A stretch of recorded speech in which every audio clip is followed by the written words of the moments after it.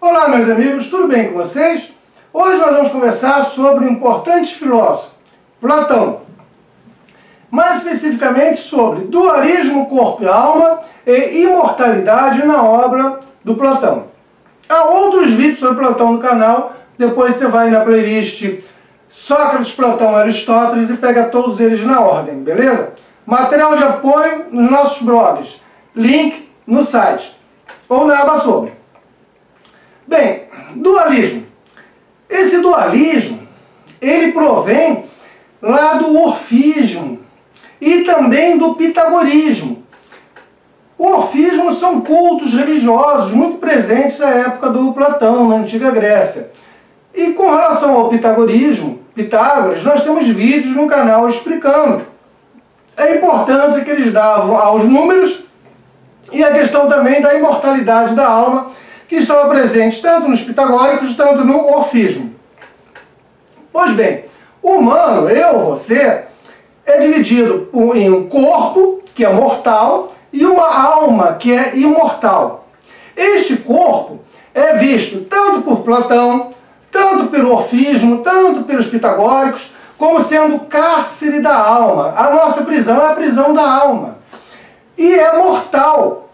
E ele é corrompido. Ele é a tumba da alma. Tá? É a matéria. A matéria é vista como uma coisa negativa. A alma, por sua vez, ela é imortal. E se entende também que é a transmigração da alma. Ou seja, a alma passaria por sucessivos corpos na reencarnação. Como hoje a gente vê algumas religiões ainda defendendo a reencarnação. Então, a reencarnação está presente na obra de Platão, como também no orfismo e no pitagorismo. A alma passa por vários e vários corpos, já que os corpos são mortais e a alma é imortal. Vai além do que se entende hoje por reencarnação, porque, na verdade, esta alma ela passa por um processo de metempsicose, ou seja, ela pode não só encarnar em corpos humanos, mas como também pode encarnar no corpo de um cão, de um gato. Ela passa por encarnações em corpos de outros animais. E a alma, por ser imortal, na obra de Platão, ela ocuparia, antes de habitar um corpo, habitaria o mundo das ideias. E lá ela poderia contemplar uma ideia perfeita de cada coisa. A alma, uma vez presa ao corpo, ela pode recordar daquilo que ela viu lá no mundo das ideias. Por meio de quê? Da reminiscência. Então, aprender é recordar. Eu vou recordar aquilo que eu já sabia. Existem ideias inatas. Eu nasço. Mas quando eu nasço, isso aqui não está vazio, não. Já existe um monte de informações de vidas passadas que eu posso vir a recordar. E não só de vidas nesse mundo material, mas a passagem da minha alma pelo mundo imaterial, pelo mundo inteligível, onde havia a perfeição, as ideias perfeitas. E é ali que eu vou buscar o verdadeiro conhecimento sobre o que é a verdade, a justiça, o bem, tá? Que a minha alma já sabe, mas eu tenho de recordar. Por meio de quê? Da reminiscência. Então, há ideias inatas. Já ao nascer você já possui ideias, mesmo que não saiba, porque você se esquece delas, mas pode se lembrar. E aprender, o ato de aprender, ele é recordar. Eu vou recordar aquilo que eu já sabia. O nosso corpo, ele faz parte do mundo, do mundo dos sentidos, do mundo sensível. Já a alma faz parte do mundo das ideias, do mundo inteligível. Vou explicar isso melhor. Mas antes, deixa o teu comentário aqui sobre esse vídeo. E se o canal está sendo útil, se inscreve no canal para você ser informado sobre novos vídeos. Mas vamos prosseguir. Tá? O mundo dos sentidos. Tá? O mundo dos sensíveis, obrigatoriamente, ele sofre deterioração. Tudo aqui que você vê à sua volta, o que é o mundo dos sentidos? É aquilo que eu percebo, que eu escuto, que eu cheiro, que eu sinto gosto, é o que está à minha volta, aquilo que eu posso tocar, o que eu posso conhecer por meio dos meus sentidos, meus 5 sentidos. Então, esse mundo dos sentidos, que é o mundo sensível, todo ele sofre deterioração. Todo ele envelhece, morre, se destrói. Agora, o mundo inteligível, que eu tenho acesso por meio da minha razão, é onde eu encontro a minha alma. E a minha alma é imortal. Ela é racional. Este mundo inteligível possui ideias perfeitas, que não sofrem modificação alguma. Tá? As formas ali presentes nesse mundo sensível, elas antecedem as coisas. As formas no mundo das ideias, elas antecedem tudo que há no mundo sensível. Veja, se você for agora numa doceria, aí você encontra um docinho muito bonitinho no formato de um carro, tá? Mais lindo, tá? Parece um carro, mas é um doce. E não tem um, tem 10 no tabuleiro para você comprar. Os 10 são quase que iguaizinhos, muito semelhantes. Então, esses 10 docinhos no formato de um carrinho faz você pensar em quê? Que esse doceiro, lá onde você foi, essa confeitaria possui uma forma no formato de um carrinho. Então pegou uma massa, colocou essa massa de doce dentro desta forma e produziu 10 docinhos no formato de um carrinho. Mas porque existe uma forma. Com esta forma ele pode produzir 10, 100, 1000, 1 milhão de docinhos no formato de um carrinho, mas a forma é uma só. Produz 1 milhão de docinhos, mas é uma forma. Entendeu, gente? Existe uma ideia perfeita de justiça.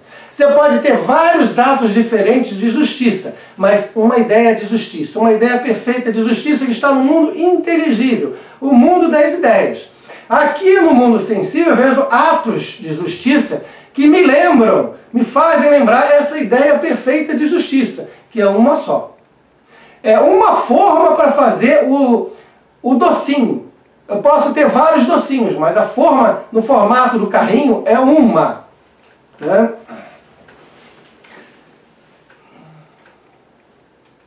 As formas, portanto, ou formas, antecedem as coisas. Tá? O mundo das ideias antecede o mundo sensível. E aí eu tenho então um dualismo entre o corpo e a alma. E também um dualismo entre o mundo sensível e o mundo inteligível. Eu encontro na obra de Platão dois dualismos. Corpo e alma, tá? Sendo o corpo mortal e a alma imortal.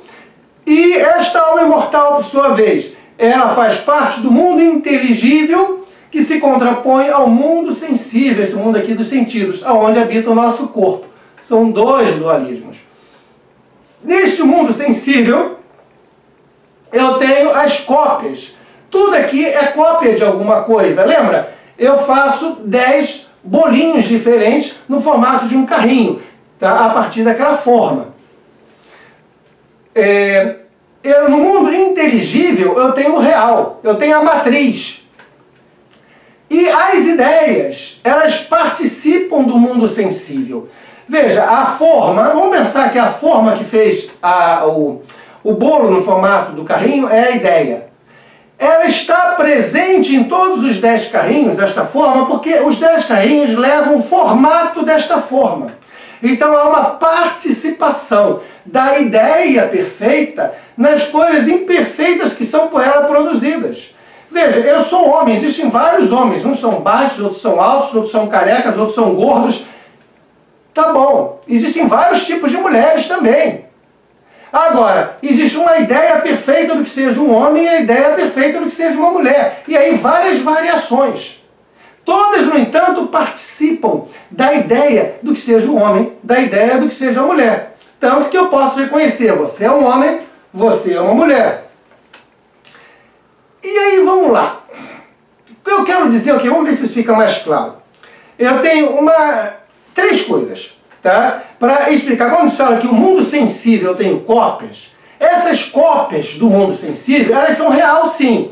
Elas têm uma realidade material. Veja, se você contratar um pintor Você está aqui caminhando pela praia de Copacabana, aí tem uns caras que ficam pintando lá. Se você parar, o cara te propõe fazer um retrato seu.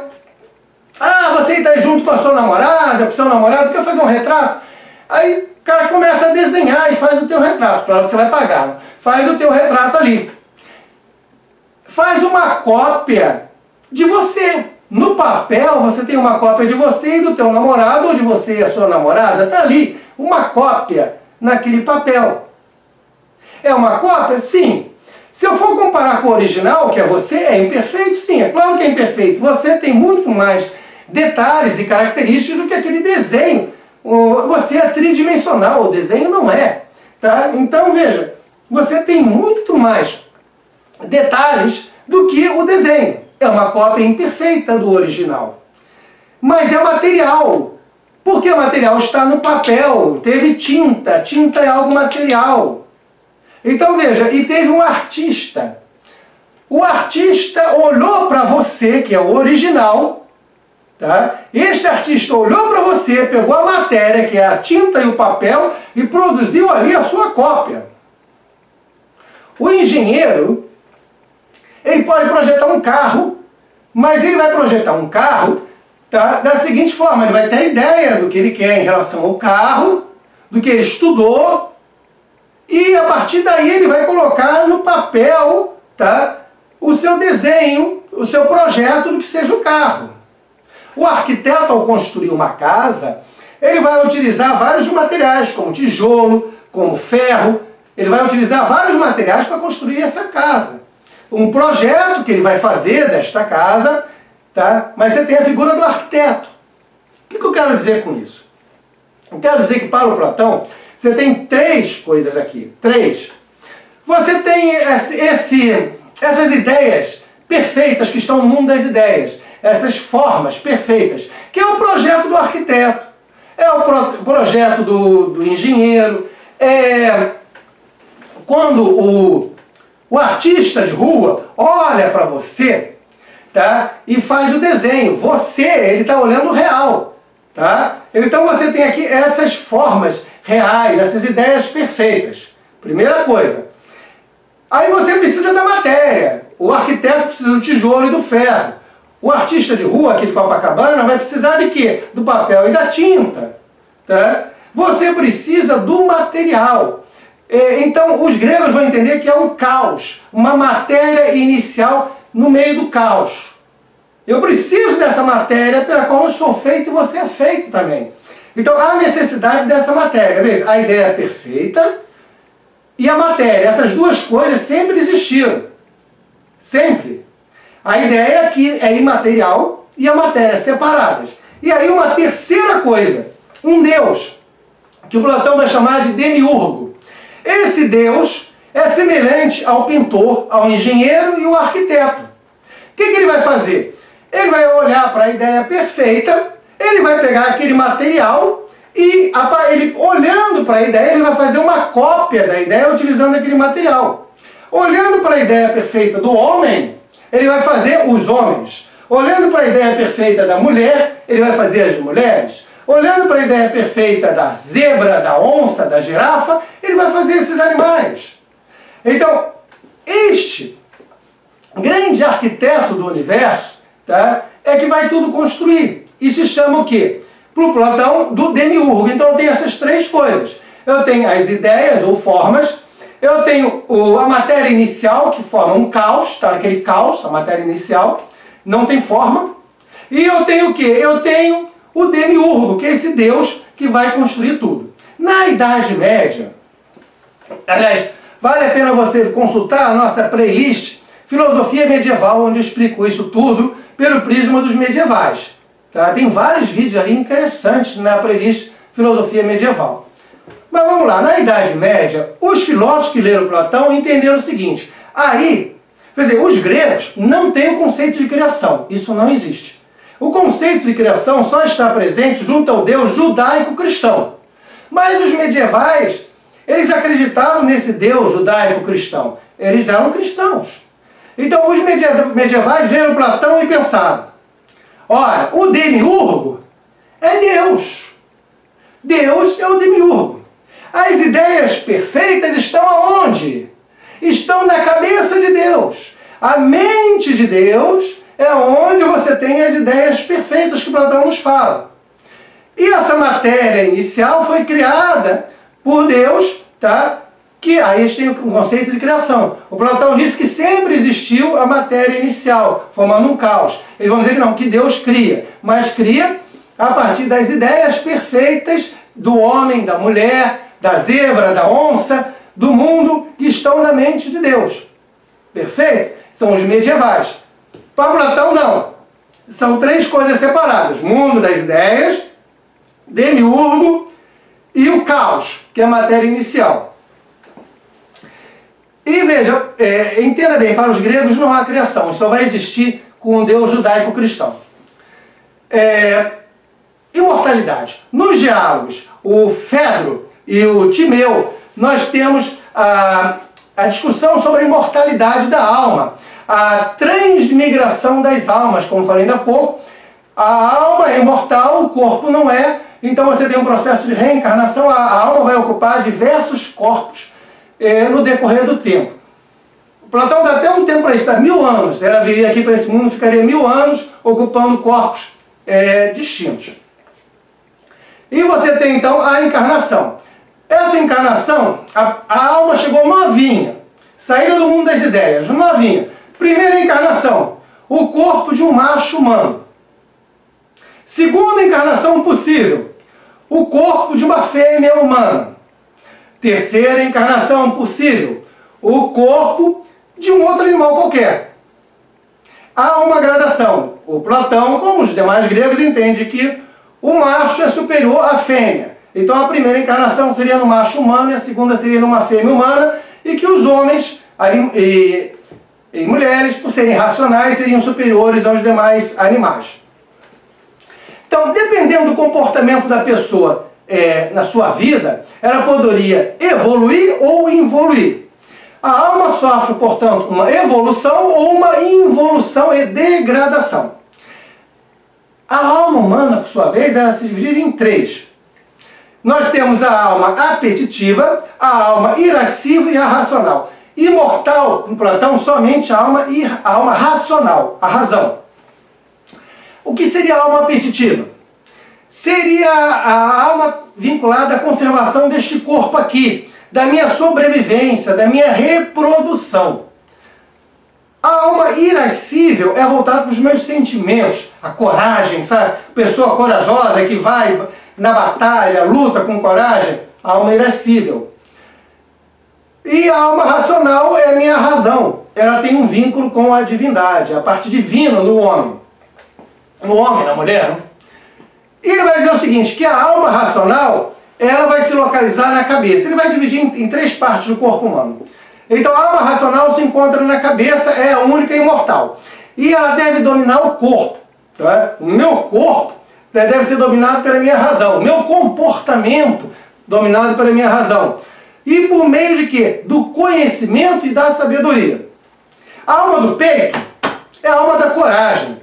É a alma passional. E ela segue o quê? A doxa. Ela segue a opinião da maioria. A alma do ventre, ou do baixo ventre, essa região aqui onde temos a nossa genitália, é a alma apetitiva. É a alma sujeita aos estímulos das sensações e dos desejos. Para Platão afirmar a imortalidade da alma humana, há certos pilares nos quais ele se baseia. Basicamente, três pilares. Vamos explicar um a um dos três. Nós temos os contrários, nós temos a reminiscência e nós temos a semelhança. Vamos começar pelos contrários, que eu posso dividir em dois. Vamos lá. No primeiro, todas as coisas nascem de seu contrário. Qualquer coisa, ela vai nascer do seu contrário. É uma relação fechada, uma relação cíclica. Ou se gera, ou se é gerado. Ora, a alma, ela não possui um contrário. Então já começa por aí. Tá? A alma não tem um contrário. Se tudo nasce do seu contrário, tá? E é cíclico, nasce, morre, A alma, por não ter um contrário, ela não está presa dentro desse ciclo de nascimento e morte. Segunda coisa, ainda dentro dos contrários. O contrário de estar vivo é estar morto. O que é o contrário da vida? A morte. Beleza? Então, o contrário de viver é estar morto. E como tudo surge do seu contrário, tá? A morte, por sua vez, daria origem que? À vida. Beleza? Tá aí? Tá? Olha, estar morto provém de estar vivo. Ok? Eu não posso morrer se eu não estiver vivo antes. Logo, tá? Estar vivo provém de estar morto. Veja, cíclico. Os contrários. Cada contrário há de engendrar, tá, o outro, tá? O outro estado. Se eu estou vivo, eu posso morrer. Se eu estou morto, eu posso viver. Os contrários. Então aqui eu tenho o quê? Eu tenho a teoria da dupla geração dos contrários. Vamos à segunda coisa, reminiscência. A teoria da reminiscência para Platão. Toda aprendizagem, segundo Platão, é a recordação de algo que eu já conhecia. Lembra, minha alma esteve no presente no mundo das ideias. Então, todo aprender, na verdade, é recordar. Quando a alma encarna, ela esquece tudo. Tudo aquilo que ela sabia. Mas, por meio da reminiscência, eu posso lembrar. Então, aprender é, no fundo, recordar. Terceira coisa, a semelhança. A alma se vincula ao que é eterno, ao que é perfeito, por semelhança. Tá? Sempre por semelhança eu vou me vincular às coisas. Olha, a realidade, aqui à minha volta, a realidade desse mundo sensível é composta por coisas suscetíveis de decomposição e imperfeitas. Todas essas coisas são imperfeitas. Não permitindo uma união com a nossa alma, porque são diferentes da nossa alma, que é perfeita.